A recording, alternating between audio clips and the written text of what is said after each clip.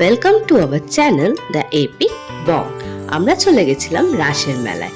Madhyamgram station তার ঠিক পাশের গলিতেই রাসের মেলাটা হয়। আর এই মেলাটা অনেক বছরেরই পুরনো। প্রত্যেক বছরই মেলাটা মধ্যমগ্রাম স্টেশনের পাশেই বসে। কার্তিক মাসের রাস পূর্ণিমার দিন মেলাটা শুরু হয় আর অনেক দিনই থাকে। রাস মেলা ভগবান শ্রীকৃষ্ণের উদ্দেশ্যে পালন করা হয়।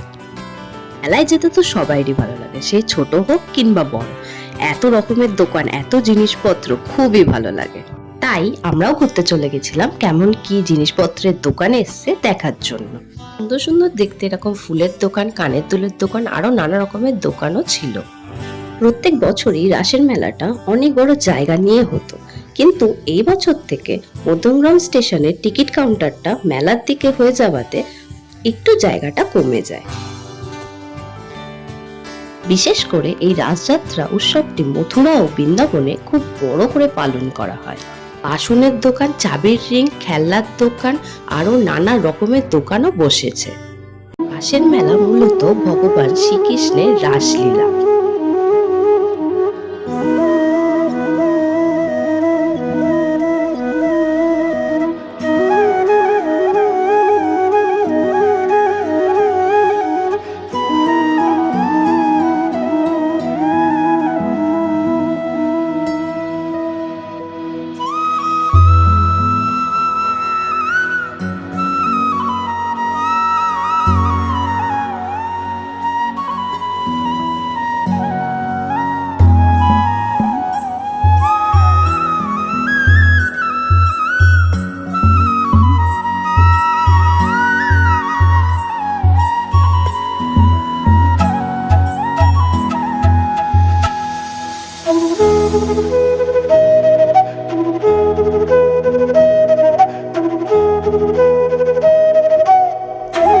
আমার তো সফটওয়্যার দেখলেই মনে হয় কিনি, তাই একটু দেখতে চলে গেছিলাম কেমন কি টয়েস গুলোর দাম।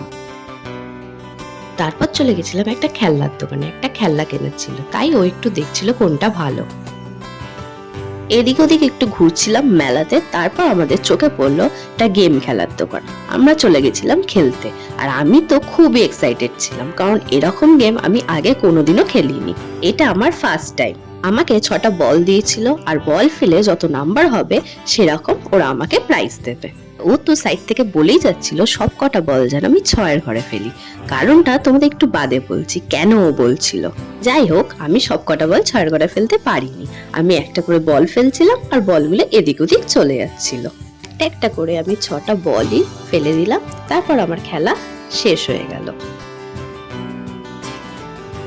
তারপর মেয়েটা আসলো, সবকটা বল গুনলো, আর আমি পেয়ে গেছিলাম একটা পেন প্রাইজে। এবার বলছিল সবকটা বল 6-এর ঘরে ফেলতে বলছিল কেন, সবকটা বল 6-এর ঘরে ফেললে এই বড় টিভিটা পেয়ে যেত। কিন্তু যাই হোক, যা পেয়েছে ও তাতেই খুশি। তারপর চলে গেছিলাম একটু দোলনার দিকে। নানা রকমেরই দোলনা বসেছিল, বড়দের ছোটদের নানা রকম, কিন্তু আমি কোনো দোলনাই চড়িনি। সে না চড়ি, কিন্তু আমার দোলনা দেখতে খুবই ভালো লাগে, তাই একটু দেখতেই চলে গেছিলাম। মেলাতে তো নানা রকম জিনিসপত্রের দোকানের সাথে সাথে অনেক রকমের খাবারের দোকানও থাকে।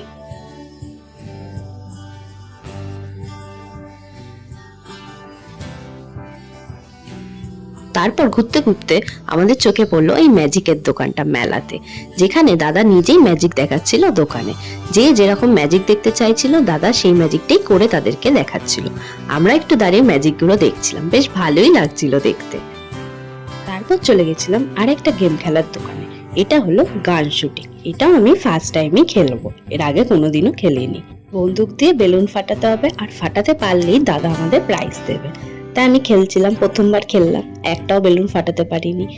আবার সেকেন্ড টাইম আমি খেললাম, তখনও একটাও বেলুন ফাটাতে পারিনি, অতগুলো বেলুনের মতো।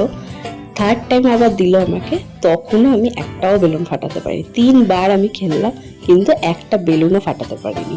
আর এই প্রাইজগুলো ছিল, এগুলোই ওরা আমাদের দেবে যদি ফাটাতে পারি। এরকম করে 3টে চান্স চলে গেল, আমি একটাও বেলুন ফাটাতে পারিনি, আর 2টো চান্স বাকি ছিল, তাই আমি ওকে দিয়ে দিয়েছিলাম খেলার জন্য। ও ফার্স্ট বার খেললো, কিন্তু একটা বেলুনও ফাটাতে পারিনি। আর একটা একটাই চান্স ছিল, সেটা লাস্ট চান্স, এরপরে গেম খেলা শেষ হয়ে যাবে।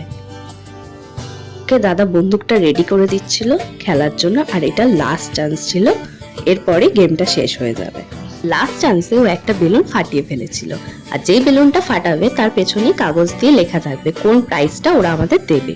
ও যে বেলুনটা ফাটিয়েছিল তার পেছনে কাগজে লেখা ছিল সেফটি পিন, তাই আমরা প্রাইজে সেফটি পিনই পেয়ে গেছিলাম। এলে সে যাই জিনিসই পাই না কেন ভালোই লাগে বেশ।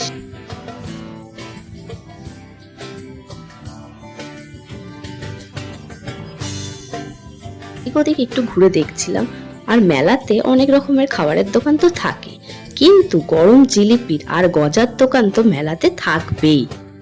হালকা হালকা শীত পড়ছে, আর শীতকাল মানেই তো পিঠে পুলি পাটিসাপটা, তাই এইসবেরও দোকান বসেছিল। লাইক, শেয়ার আর সাবস্ক্রাইব করতে ভুলবেন না কিন্তু। দেখা হচ্ছে নেক্সট ভিডিওতে।